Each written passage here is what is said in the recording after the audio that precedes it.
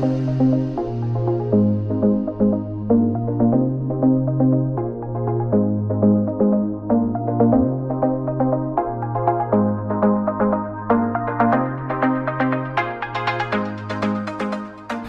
sini kita akan belajar tentang injeksi intravena. Baik, prosedur tindakannya adalah sebagai berikut.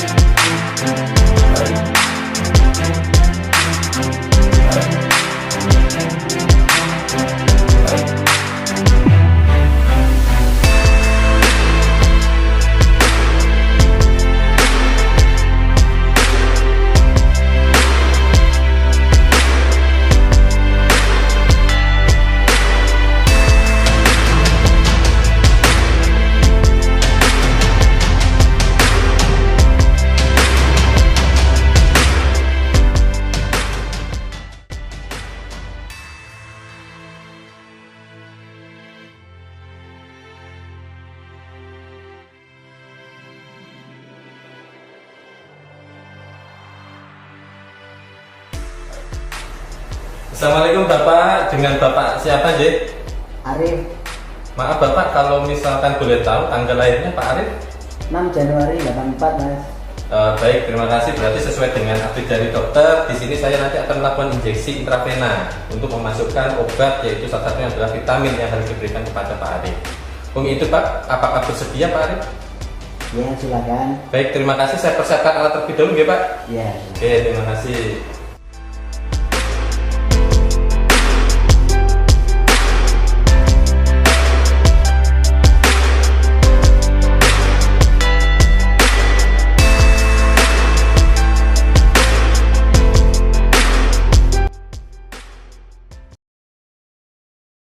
Obat yang akan kita siapkan ada obat vial dan obat ampul. Yang pertama adalah obat ampul. Obat ampul ada berbagai jenis, ada yang 2 cc, ada yang 3 cc, ada yang 5 cc. Ada juga yang lebih dari itu, tapi kita hanya menyediakan ini. Untuk teman-teman, mohon perhatikan, obat ampul ada berbagai macam jenis cara memotong kepalanya. Coba kita lihat, yang pertama di sini ada obat ampul yang ada tanda titiknya di tengah. Nah, disinilah ada posisi kita untuk mematahkan ampulnya. Oke, ada juga yang seperti ini, yang dia tidak ada titiknya, ya, tetapi dia memiliki garis yang melingkar. Jadi intinya adalah yang ada di titiknya ini Anda bisa mematahkan berbalikan ya dengan titik ini. Tetapi kalau yang hanya garis melingkar ini Anda bisa patahkan dari mana saja ya, mau putar langsung dipatahkan boleh. Tetapi untuk yang ada titiknya Anda bisa mematahkan posisi tepat pada titik ini seperti ini ya. Dan sebelum kita mematahkan, yang perlu kita perhatikan adalah apakah masih ada cairan yang ini coba tengok sini, cairan yang ada di atas kepala ampul ya. Lihat, masih ada cairan yang berada di kepala ampul. Oke. Baik, bagaimana cara mengeluarkan cairan dari kepala ampul ke badan ampul? Nah, caranya seperti ini. Yang pertama, Anda bisa mengetuk kepala ampul secara perlahan, jangan terlalu keras karena dapat memecahkannya. Nah, oke, maka cairan akan otomatis turun. Oke. Atau dengan cara yang kedua, Anda bisa memutar kepala ampul ya, pegang kepala ampul kemudian letakkan di atas telapak tangan agar tidak jatuh, putarkan seperti ini, boleh berlawanan, boleh searah. Maka secara otomatis cairan di dalam ampul akan turun ke badan dan dipastikan di dalam kepala ampul tidak ada cairan obat. Hati-hati ketika Anda mematahkan ampul kaca seperti ini karena sangat berisiko. Oleh karena itu, kita harus menyediakan alkohol swab. Caranya seperti apa? Alkohol swab kita gunakan untuk bantalan ketika kita akan membuka seperti ini ya, agar tangan kita tidak terluka ya. Lantas cara mematahkannya seperti apa? Ini di sini ada titik, kita telunjuk ada di atas, jempol ada di bawah. Kemudian karena ini titiknya di sini, kita patahkan berlawanan dengan titiknya. Seperti ini ya. Selanjutnya kita buang pecahan ampul ke dalam safety box. Terus untuk melakukan aspirasi obat, yang perlu kita siapkan adalah spuitnya. Kita buka dulu spuitnya. Pastikan jarumnya kencang. Kemudian jangan sungkan untuk membalikkan ampul, ya, seperti ini. Cairan pada ampul tidak akan tumpah, ya. Kemudian masukkan jarum ke dalam ampul. Pastikan posisi jarum tidak menyentuh pada kaca dan jarum berada di posisi paling bawah cairan. Kemudian kita aspirasi pelan-pelan. Kita aspirasi hingga seluruh cairan atau kebutuhan obat sudah terpenuhi.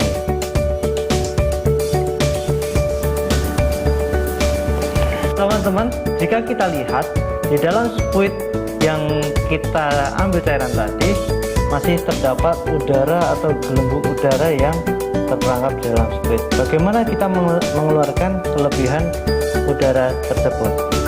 Kita dapat mengetuk seperti ini agar udara yang terjebak di dalam cairan bisa naik. Kemudian jika sudah dirasa bersih, ya, kita bisa memposisikan spuit vertikal seperti ini, di mana jarum menghadap ke atas.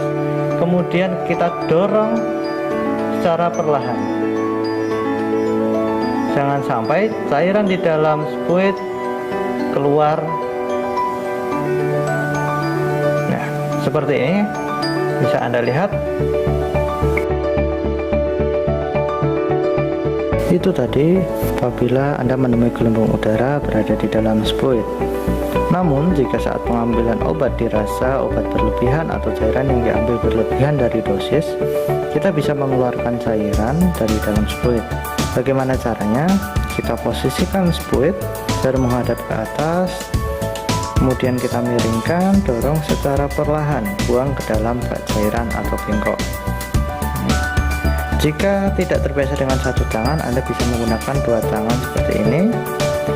Dorong secara perlahan agar cairan keluar secara benar dan sesuaikan dengan dosis atau kebutuhan pasien.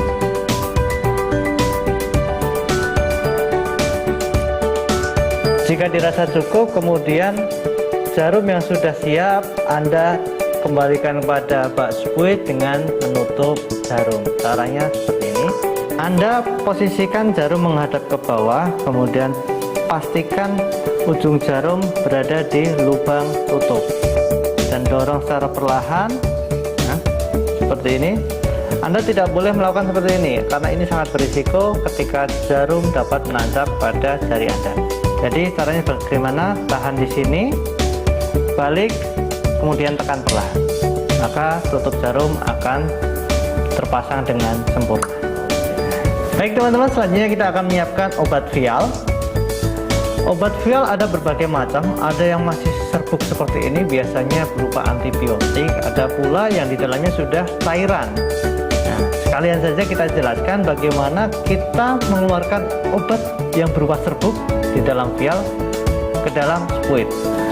Lepas penutup logam yang menutupi bagian atas vial, kemudian teman-teman harus melakukan usapan alkohol untuk mendesinfeksi. Bisa jadi saat membuka tutup vialnya terjadi kontaminasi bakteri atau kuman dari tangan kita.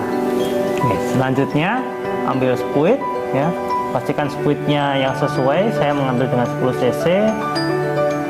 Ya, buka, kemudian kita pasangkan jarum dan kita buka Aquades.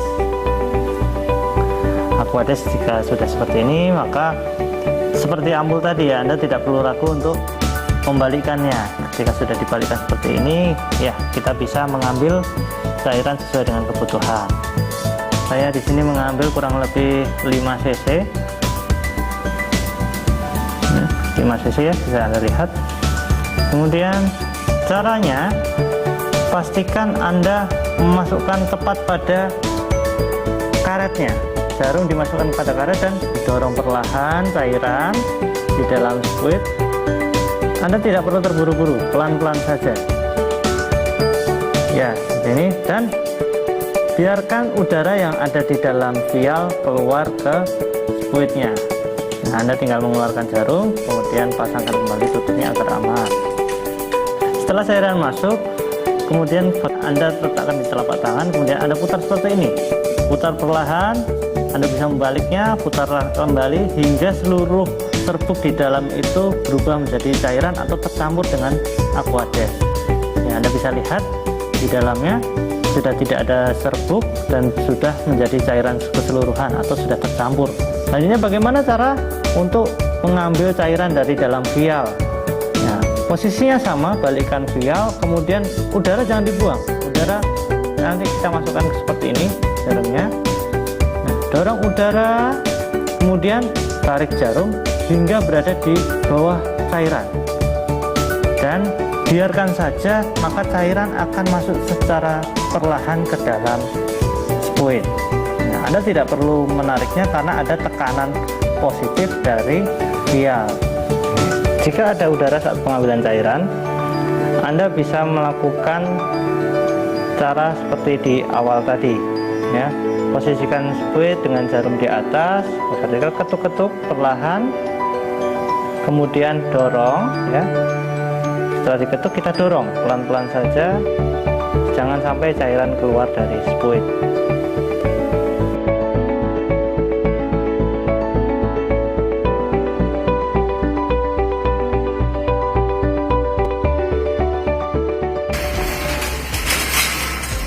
Baik Bapak, ini sudah saya siapkan untuk alatnya sesuai dengan kontrak tadi, yaitu saya akan memberikan injeksi melalui pembuluh darah Bapak, yaitu nanti tepatnya di siku sesuai dengan apa yang saya sampaikan tadi.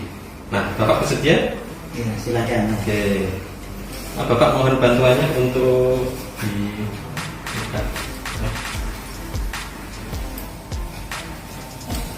Oke, mohon bantuannya.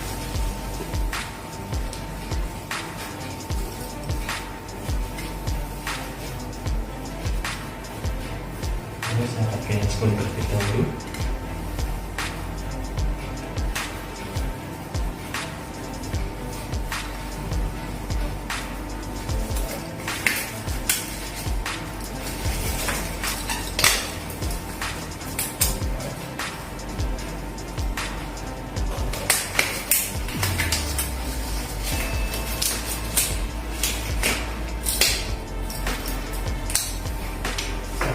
Kamu kaitan gitu Pak? Enggak. Ini fungsinya hanya untuk memberikan suatu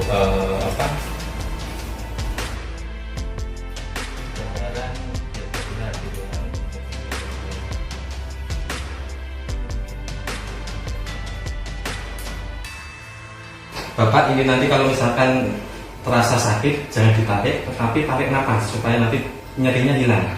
Ya, nggak hilang tetapi intinya ada menurun seperti itu.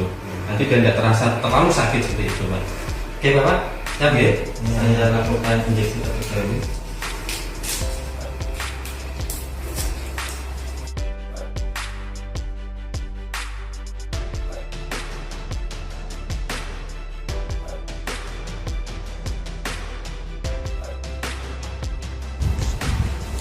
Bapak, jangan ditarik ya kalau misalkan nyeri nanti. Tapi tarik nafas biar tidak terasa nyeri. Itu ya. Bismillah.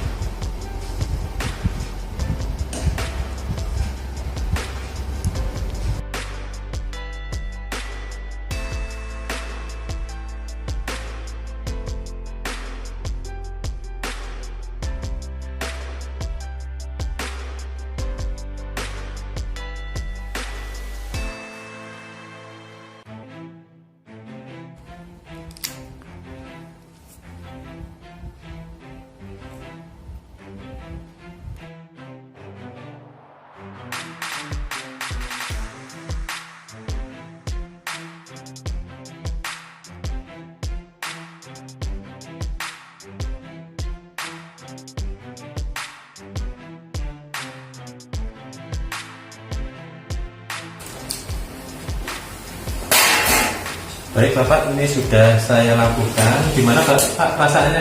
Wah, sakit mas. Oke, kalau misalnya sakit mungkin bisa melakukan relaksasi supaya rileks dan badan dan lancar, nyerinya akan menurun Pak. Ini enggak? Nanti kalau misalkan ada apa bisa hubungin saya. Selanjutnya nanti saya evaluasi apakah nanti ada bengkak pada habis di ini, dan mungkin saya akan lakukan tindakan TTV, yaitu pengecekan tanda-tanda vital dari Bapak sendiri. Oke Bapak, terima kasih, mungkin itu yang bisa saya lakukan. Terima kasih atas kerjasamanya. Assalamualaikum warahmatullahi wabarakatuh. Semoga cepat sembuh ya Bapak.